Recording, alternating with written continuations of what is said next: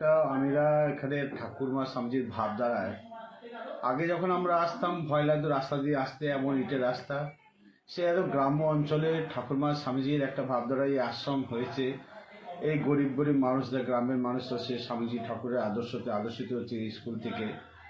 এটা তো আমাদের খুব প্রয়োজনীয় এবং এটাই আমাদের আদর্শ। তো এখানে আমরা এসেছি এই বাৎসরিক উৎসবে, আমাদের আরও অনেক মহারাজরা এসছেন।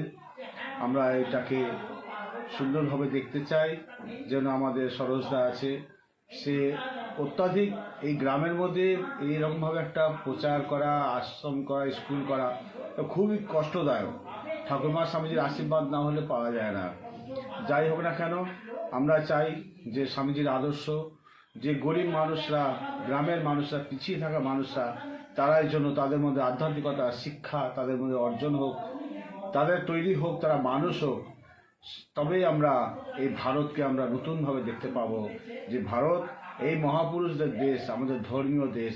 এই দেশকে আমরা সকলে মিলে যদি আমরা সকল চেষ্টা করি, ভারতবর্ষ আমাদের সোনার